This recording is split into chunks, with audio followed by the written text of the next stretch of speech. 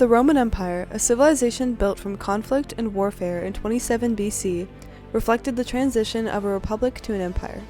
The government of this newly formed society displayed the traditional powers of a monarchy, democracy, and dictatorship, sparking the early development of republicanism.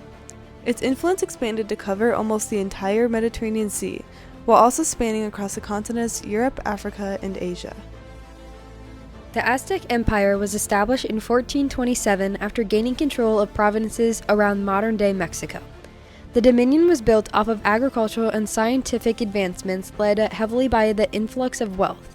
The main city of Tenochtitlan ruled over a vast amount of villages spread across Mesoamerica. Similar to these historic nations, many other vast societies such as the Ottoman Empire, the Egyptians, the Greeks, the British monarchy, and the Qing dynasty shared similar powerful influences. What makes these civilizations so similar? They were classified as global superpowers. Now, what defines a global superpower? What defines a global superpower? It would be great economy, strong leadership, and large population. Well, I think a global superpower is probably defined in a way who has more money. Realistically, if you dominate an economy and money. A global superpower could be defined as a state that is able to have influence over the geopolitical landscape across the globe. Based on our research, we found that the textbook definition of a global superpower is a state which holds economic or military strength, capable of influencing the world. These states cannot be ignored and are impactful for making key decisions in world problems. There are several meanings to superpowers within political sciences, such as dominating states within military areas.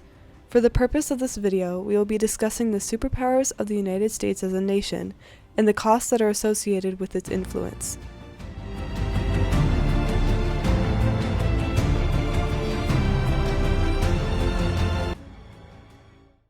So, when did the United States first become a superpower? Let's reflect back to America's second century of being a nation. In 1898, the Spanish-American War displayed a momentary loss of isolation in American politics from foreign conflicts. In previous decades, legislation passed by Congress typically followed isolationist tendencies by avoiding treaties and wars with other nations. This conflict was sparked by a disagreement between Spain and America over Cuba's fight for independence and the rule of colonies in the Philippines. These ideals were even represented by Americans in centuries prior, including Washington's farewell address in 1796, in which he warned the nation about the dangers of entangling alliances with other powers.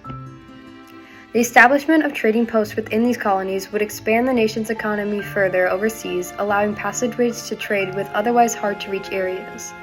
This toe dip into imperialism helped to highlight some of the ramifications of being a world superpower, such as a conflict with other big countries and a responsibility to help smaller countries, both of which result in a major military spending and foreign aid for the superpower.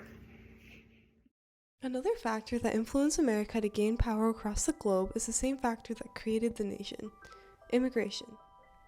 During the late 19th century and early 20th century, the ethnic demographics in the U.S. changed as a new type of immigrant began to flood into America. Due to an influx of conflicts in Eastern and Southern Europe, new immigrants in the early 1900s consisted mainly of displaced, unskilled laborers who came to America in hopes of gaining economic success. Stability and international power appeals to many people in economic or social oppression, and this was a beneficial factor for driving new arrivals in the 1920s. The American dream was heavily influential in attracting immigration into the U.S., and even though this was the very thing that populated early colonial America, in the era preceding the Great Depression, a lot of societies saw immigration as a negative factor of being a global superpower. While unskilled labor filled the factories that supplies the rise of consumerism and entertainment, society in America still looked down on these new immigrants and regarded them as a lower class. An influx of new workers would limit the number of jobs available, and many people believed that new cultures brought into the country would disrupt certain legislative reforms like the temperance movement. America's status as a global superpower is the reason for its increasing population, and while this has positive economic gains in industrialization and consumerism, many would view it as having major cultural drawbacks for the unity of society that possibly weren't worth the economic benefits. Alongside competing for military power against the Soviet Union, new fears of Soviet spies and nuclear warfare plagued American society. These fears soon launched into an era called the Red Scare, where legislative policies and reforms reflected the anti-communist feelings of American citizens. From 1947 to around 1957, these feelings lingered and affected the decisions of the government and whether to follow certain actions around diplomacy with the Soviets. American citizens viewed the Soviet Union as a powerful force in developing nuclear weapons, space technology, and sending spies to the US in order to steal plans for future technologies. As a strong nation, Americans felt the responsibility to contain the spread of communist power, and this prompted the start of a concept around a containment policy developed by George F. Kennan. This policy would follow a plan to contain the expansion of Soviet control, but would avoid threats or the use of force against communism in order to prevent a nuclear war that could possibly wipe out the Earth.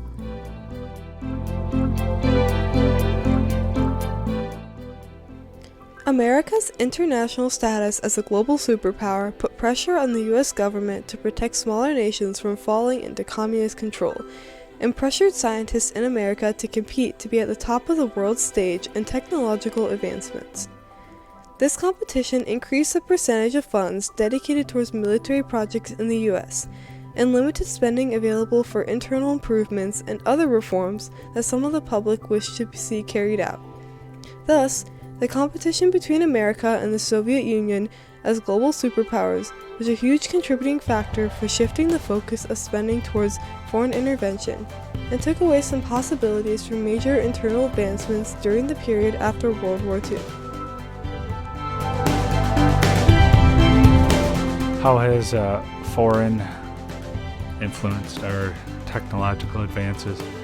Well, as we've grown as a country, we're constantly changing from the evolution of basically building up our country, our road infrastructure, automobiles, now to the new modern computer technology era. The end of World War II also brought in a new era that further taught Americans the consequences of being a global superpower and showed the world what happens when two superpowers fight. The Cold War between the US and the Soviet Union was a 40-year-long conflict that sparked many global events, primarily over the spread of communism. One of these events is the space race, a battle of innovation with the goal of gaining more achievements in space exploration. The Soviet Union had a huge success in the race when they managed to put Sputnik, the first artificial satellite, into orbit. This led to more fear in the US and the creation of a national competitive feeling against the USSR. The rivalry between these two countries prompted America to increase federal spending on research and development in areas of technology and science. Despite the end of the Cold War in the 1990s, the high amount of resources spent on innovative advancements has continued due to the United States' presence as the world's only superpower. America's influence continues to expand alongside the weight and consequences of its great power as we near the 21st century. September 11th, 2001. A memorable date for the majority of Americans, this time marks a period of terrorism and fear as a result of attacks from the Taliban. So it brought a recognition that things can happen inside the U.S. It drove a whole bunch of extra security measures. You see that most obviously at the airport, and then it also resulted in a long and costly war. How has 9/11 affected society? So I think in the initial aftermath, there's obviously tremendous sadness. The country rallied around the events and the cleanup and understanding what had happened, and then immediately after that there was a tremendous amount of hatred towards the group of people that had perpetrated it. Driven by hatred from their interference in the Gulf War of 1990 to 91, and foreign aid provided by Americans during times of war within the Middle East, the Saudi nationalist Osama bin Laden declared war on the U.S. in 1996. Bin Laden believed the stationing of U.S. troops in Saudi Arabia violated sacred spaces near Medina and Mecca. It was this resentment and hatred towards America that led him to launch 4 suicidal terrorist planes, intending to cause mass destruction and ignite fear within the nation. Following the attacks, America's homeland security and the safety of its citizens were threatened. By exercising its power to assist allied countries during wartime, America experienced the backlash of tension spurred by its involvement. This continues to affect how we live today, as many public facilities such as airports and malls contain new safety measures otherwise unconsidered by society. Let's take a deeper look into how foreign conflict and global influence continues to affect aspects of our lives within the past decade. So I think the one that's really in front of us right now is it caused the creation, the risk of Chinese invasion into Taiwan, where Taiwan makes most of the world's semiconductors, for computing. That risk has driven the U.S. to create the Science and Chips Act, which is a really large amount of money to help drive the re-onshoring of computer chip fabs in the U.S. for manufacturing. Korea, Japan should be higher than us. Stuff they're designing, they have heated toilet seats. We don't have heated toilet seats. I want heated toilet seats. I think looking at Ukraine, the war in Ukraine is a really good example of U.S. military spending machine ramping up.